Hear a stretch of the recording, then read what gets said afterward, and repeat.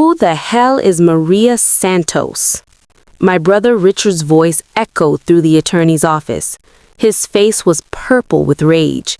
His wife Carolyn looked like she might faint. The attorney, Mr. Pemberton, adjusted his glasses calmly. Miss Santos was your mother's caregiver for the past 7 years, and according to this will, she is the primary beneficiary of the estate. $2.3 million. The house in Scottsdale, the investment accounts, the jewelry, the vacation property in Sedona. All of it. To the caregiver. Cold. Richard turned to look at me, then at our sister Vivian. We were all thinking the same thing. Who was this woman, and how had she stolen our mother's fortune? But here's the thing nobody in that room understood yet. Maria Santos hadn't stolen anything. She'd earned every penny. And I was about to learn that my family, my own blood, were the real thieves. My name is Charlotte. I'm 61 years old, and until that day in the attorney's office, I thought I knew my family. My mother, Eleanor Whitfield, passed away on September 3rd, 2024. She was 89 years old. Congestive heart failure, the doctor said. Her heart just gave out. Mama had been wealthy. Not Rockefeller wealthy, but comfortable. My father made a fortune in commercial real estate before he died in 2005. Mama managed that money carefully for nearly 20 years. We grew up privileged in Paradise Valley, Arizona. Private schools, country club memberships, European vacations. Richard, Vivian, and I never wanted for anything. Maybe that was the problem. Richard was the oldest, 65 now. He became a real estate developer like Daddy, though never as successful. He had expensive tastes and 3 ex-wives, each one costing more than the last. Vivian was the middle child, 63. She married well, a surgeon named Howard, but she spent money like it was water. Designer everything, a different luxury car every 2 years. And me? I was the youngest, the quiet one. I moved to Flagstaff after college, married a teacher named Paul, and lived modestly. We were comfortable, but not wealthy. I was also the only one who visited Mama regularly. Not every week. Flagstaff is 2 hours from Scottsdale, but at least twice a month. I'd bring her favorite pastries from that bakery she loved. I'd sit with her in the garden and listen to her stories about Daddy. Richard visited on holidays. Maybe. Vivian called on birthdays. Sometimes. But Maria Santos? Maria was there every single day. Maria came into Mama's life in 2017. Mama had fallen and broken her ship. At 82, recovery was slow and painful. She needed help with everything: bathing, cooking, medications, physical therapy. Richard's solution was to put her in a nursing home. "It's the practical choice, Charlotte," he said during a family call. "She needs round-the-clock care. We can't provide that." We couldn't provide it because none of us were willing to. Mama refused the nursing home. She wanted to die in her own house, surrounded by her own things. So she hired a caregiver. Maria Santos was 47 years old, originally from Guatemala. She'd been a nurse in her home country before immigrating. She had references from 3 previous families, all glowing. Pause. I met her on my first visit after she started. She was quiet, professional, and completely devoted to Mama. She cooked Mama's favorite meals. She learned which TV shows Mama liked. She brushed Mama's hair every morning because Mama said it reminded her of when her own mother did it. "She's wonderful, Charlotte," Mama told me, her eyes bright. "Finally, someone who actually listens to me." That comment stung, but it was true. Richard and Vivian never listened. They just waited for Mama to stop talking so they could leave. Over the years, I watched Maria become more than a caregiver. She became a companion, a friend, family in the ways that mattered. But Richard and Vivian saw something else. She's after the money, Vivian said during a rare family gathering in 2022. These people? I asked, uncomfortable. Vivian waved her hand dismissively. You know what I mean. Immigrants. They come here and prey on vulnerable seniors. I wanted to argue, but I stayed quiet. I shouldn't have. What I didn't know was that Richard and Vivian were doing more than gossiping. They were planning. They tried to convince Mama to fire Maria. When that didn't work, they tried to get Mama declared incompetent. They hired a lawyer to investigate Maria's background, looking for anything they could use. They found nothing, because there was nothing to find. Maria wasn't the predator in this story. They were. Mama passed peacefully in her sleep. Maria was the one who found her. She called me first, not Richard or Vivian. I think that says everything. I'm so sorry, Miss Charlotte, Maria said, her voice breaking. She went peaceful, no pain. I was holding her hand just an hour before. Maria had held my mother's hand in her final hours, not her children, not her grandchildren. The caregiver. The funeral was tense. Richard and Vivian barely acknowledged Maria, who sat quietly in the back of the church. I thanked her for coming. Your mother was a beautiful soul, Maria said simply. I will miss her every day. 2 weeks later, we gathered at Mr. Pemberton's office. I expected a standard reading. The house split 3 ways, the money divided equally, maybe some specific bequests for grandchildren. I was wrong. Mr. Pemberton read through the preliminary items, small gifts to charities, some jewelry to grandchildren. Then he reached the main bequests. To my daughter Charlotte, I leave $200,000 and my mother's pearls. Charlotte was the only one of my children who visited with love in her heart, not dollar signs in her eyes. I gasped.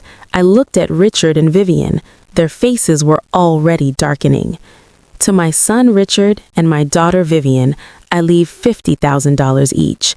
It pains me to be so blunt in death, but they gave me nothing but obligation in life. Richard's hands were clenched into fists. And finally, to Maria Elena Santos, my companion, my caregiver, and the daughter of my heart, I leave the remainder of my estate.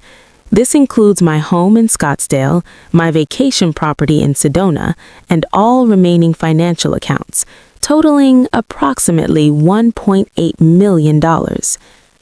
That's when Richard shouted, "Who the hell is Maria Santos?" And everything exploded. Richard was on his feet immediately. This is fraud. This is elder abuse. That woman manipulated a dying old woman to steal our inheritance.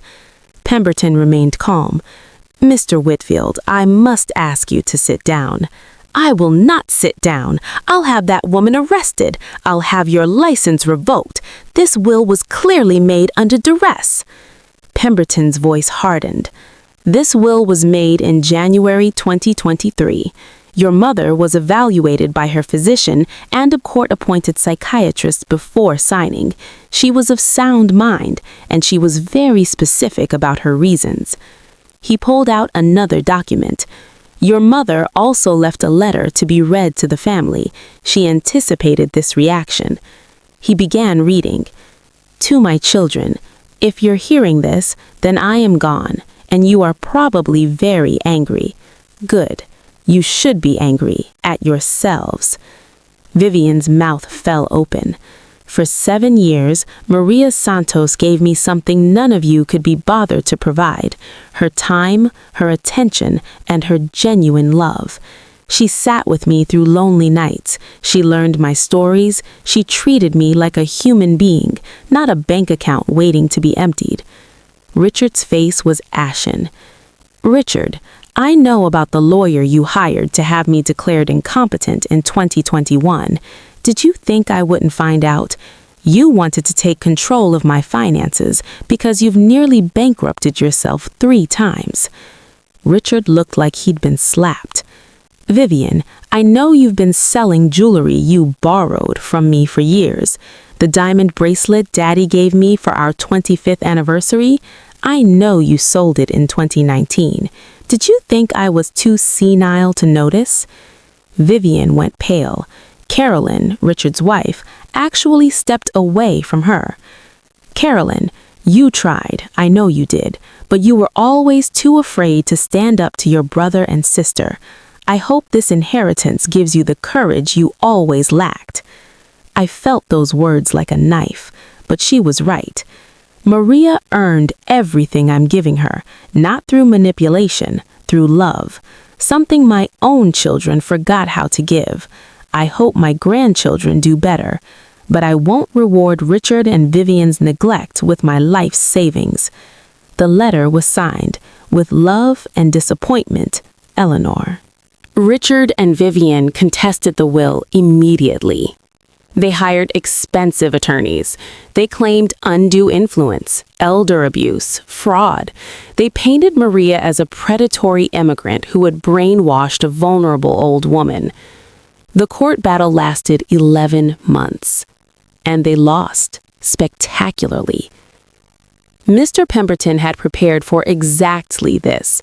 He produced 7 years of documentation. Maria had kept meticulous records. Every medication given, every meal prepared, every doctor's appointment, with notes on Mama's condition. She had maintained a daily log as part of her professional training. But that wasn't what destroyed Richard and Vivian's case. The private investigator they'd hired in 2021, he testified for Maria. He told the court that Richard had asked him to find anything they could use to remove Maria, fabricate it if necessary. He'd refused and terminated the contract, but he kept records of the conversation. Richard's own scheme exposed him as a fraud. Then Mama's physician testified, and her psychiatrist. Both confirmed she was mentally sharp until her final months. Both stated she had discussed her will with them and expressed clear, logical reasons for her decisions. Finally, Maria herself took the stand. She didn't speak with anger or resentment. She spoke with love. "Mrs. Whitfield was like a mother to me," Maria said quietly. "I came to this country alone. I had no family. She gave me purpose. She gave me belonging. I would have cared for her even if she left me nothing. The money was her choice. I never asked for it." The jury deliberated for 4 hours. The verdict? The will was valid. Richard and Vivian's contest was dismissed. But it got worse for them. The judge was so disturbed by the evidence of their behavior, the incompetency scheme, the stolen jewelry, the harassment of Maria, that he referred the case to the district attorney. Vivian was charged with theft for the jewelry she'd taken over the years. Mama had kept records of everything that went missing. Total value? $127,000. She pleaded guilty to avoid trial. 2 years probation, full restitution, and 200 hours of community service. Richard wasn't charged criminally, but his reputation was destroyed. The real estate community in Phoenix is small. Everyone knew what he tried to do. His business collapsed within a year. He called me last month asking for a loan. I said no. Maria still lives in Mama's house in Scottsdale. She invited me for dinner last month. We sat in the garden where I used to sit with Mama, drinking tea and watching the sunset over Camelback Mountain. "Your mother talked about you all the time," Maria told me. "She said you were the only one who inherited her heart." I cried. I'm not ashamed to admit it. Maria and I are friends now. Real friends. She's teaching me her grandmother's recipes from Guatemala. I'm helping her study for her U.S. citizenship test. She'll pass easily. She's brilliant. The $200,000 Mama left me sits mostly untouched. Paul and I don't need much, but I used part of it to establish a scholarship at the community college in Flagstaff for students training to become caregivers. I named it the Eleanor Whitfield Caregiver Scholarship. Mama would have liked that. Richard and Vivian don't speak to me anymore. They blame me for not joining their lawsuit. They say I betrayed the family. No, the family betrayed Mama. Every holiday they skipped, every phone call they forgot, every time they saw her as an obligation instead of a person. Maria was there. They weren't. Last week, I was helping Maria organize Mama's closet, finally, almost a year later, and we found a box of letters. Mama had written to each of us, but never sent them. Mine was short. Dearest Charlotte, you're reading this because I'm gone. Don't be sad for too long. I lived a full life. I only have one regret, that I wasn't braver while I was alive. I should have stood up to Richard and Vivian years ago. I should have told them the truth. Instead, I saved it for my will. Maybe that was cowardly, but at least it's done. Take care of Maria, sweetheart. She took care of me. Love, Mama. I read that letter twice. Then I showed it to Maria. We sat in silence for a long time. My mother left her fortune to her caregiver. My family lost their minds. But here's what they never understood. Mama didn't leave her money to a stranger. She left it to the only person who treated her like family. And that wasn't theft. That was justice.